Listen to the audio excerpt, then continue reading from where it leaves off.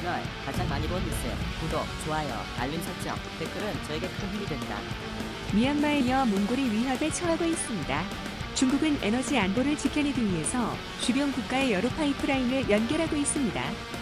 하나는 미얀마이고 다른 하나는 러시아에서 몽골을 통하는 파이프라인입니다. 인도양과 중국을 연결하는 미얀마 파이프라인이 완성된 직후 미얀마 군부 쿠데타 사건이 벌어졌습니다. 지난 2015년 미얀마는 오랜 군부 독재를 종식시키고 동남아시아에서 유리하다시피 한 민주주의 국가로 발돋움하고 있었습니다. 그러나 중국 공산당의 개입 의혹이 있는 군부 쿠데타가 발생하며 세계적인 비극이 미얀마에서 현재 벌어지고 있는 상황입니다. 최근 미얀마 현지 SNS에서는 중국군이 미얀마 내에 몰래 입국했으며 이는 가스 파이프라인을 지키기 위함이라는 소식이 퍼지면서 미얀마 사태가 국제적인 문제로 비화되고 있는 상황입니다. 그런데 몽골 역시 위험한 상황이라는 소식이 들리면서 많은 이들이 우려를 표하고 있는데요. 몽골은 조만간 대통령 선거를 앞두고 있어서 미얀마처럼 선거를 전후로 하여 위기감이 만들어질 수 있다는 분석이 나옵니다. 미얀마 사태 이후 몽골이 위협에 처하자 우리 특수부대가 파견됐습니다.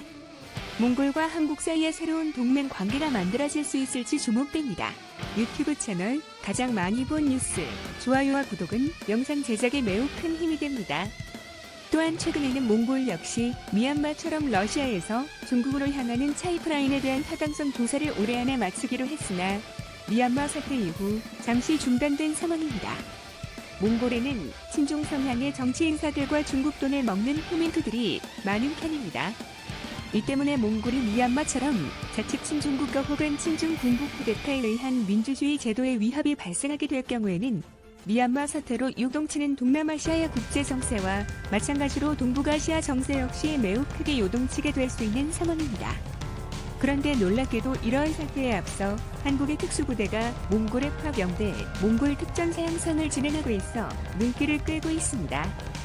과거 몽골 제국과 고려가 군사적 연합 관계를 잃은 후 수백 년 만에 다시 조합되는 상황인 것입니다.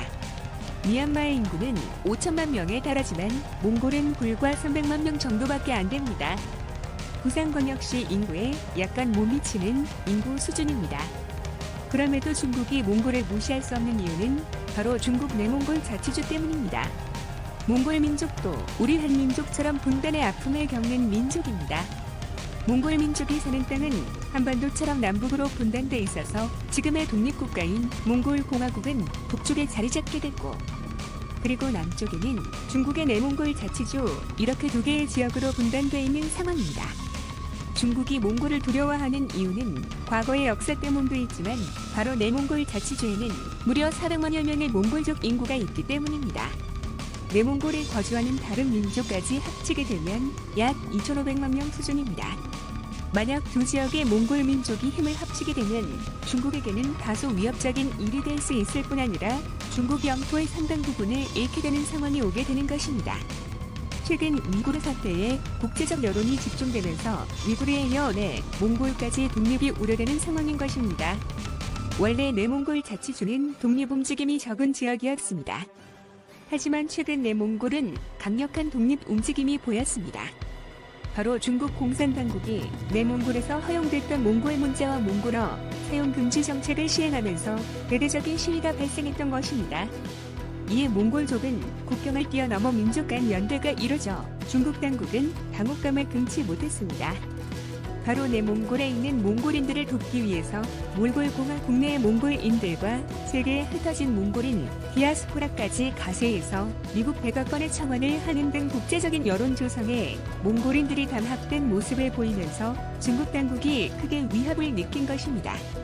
실제 해외 몽골인들의 노력으로 중국 공산당의 몽골 민족 문화말 살 정책은 중단됐고, 또 중국 당국이 과거 몽골 제국제 원나라가 중국의 역사라는 문화 공정까지 진행하는 것을 세계에 폭로하면서 국제적인 여론 조성이 이뤄지고 있습니다.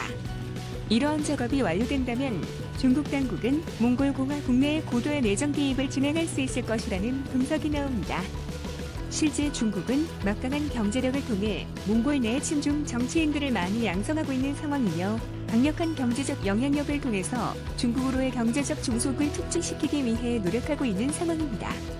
몽골은 중국과 러시아 사이의 내륙 국가임 특성상 채굴되는 천연자원의 대부분을 중국에 헐값으로 수출하고 있는 상황입니다.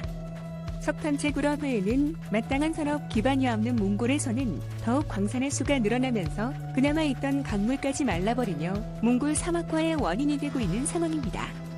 이러다가는 과거 청나라의 영토처럼 내몽골뿐 아니라 몽골까지 중국의 영향권 안에 들어오게 될 가능성이 높다는 분석이 나옵니다. 이에 긴장감을 느낀 미국 행정부에서는 몽골과 한국 미국의 삼각 동맹 관계처럼 동북아시아에서 세 국가가 우호적인 관계를 만들어 군사 교류 협력을 강화하고 있습니다. 대한민국은 몽골과의 군사 분야 협력이 강화되고 있습니다. 미국 인도태평양 사령부는 한국 국방부의 정식 요청을 통해서 2006년부터 매년 한국 특전사와 해병대 사령부가 교대로 몽골에서 개최되는 컨퀘스트 군사훈련 등을 실시하여 몽골군의 전력 증강 및 전술력 기량 양산을 돕고 있는 상황이며 한국 특수부대가 파견되어서 교관으로 몽골의 특전사 양성을 지도하는 일을 한국, 몽골, 미국이 공동으로 진행 중입니다.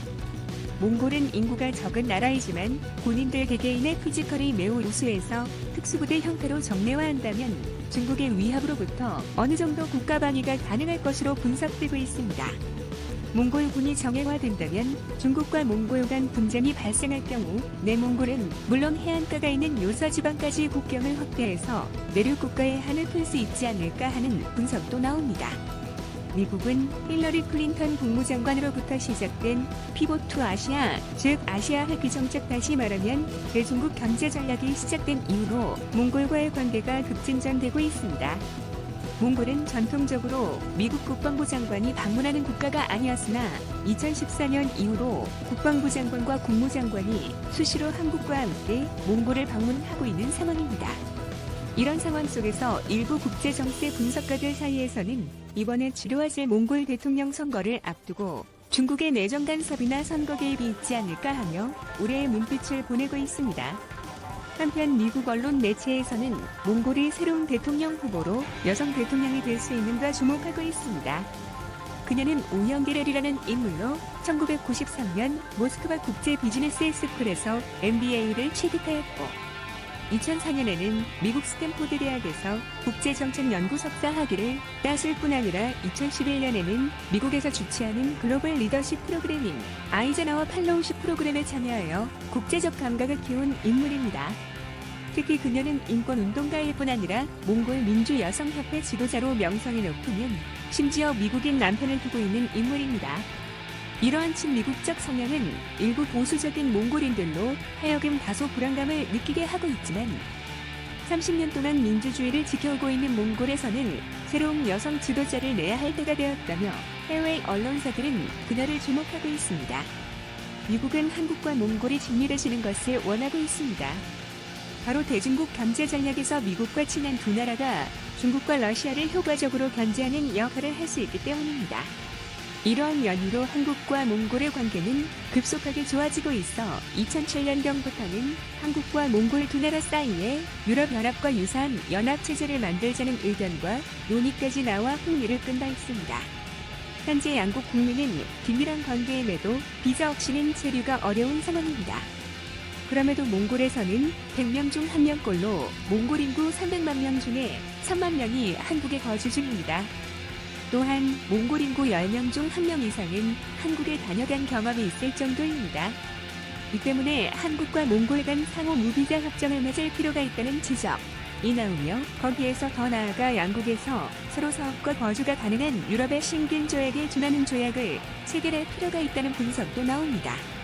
몽골과 한국이 유럽연합 시스템이나 쉥겐 조약과 같은 출입과 통행 사업이 자유로운 관계가 만들어지려면 몽골의 국민 소득이 많이 올라와야 한다는 지적이 나옵니다. 다행히 몽골은 300만 명 수준의 적은 인구여서 국가의 행정 시스템과 서비스업을 중심으로 한 성장이 있을 경우 급격한 국민 소득의 신장이 가능한 나라입니다.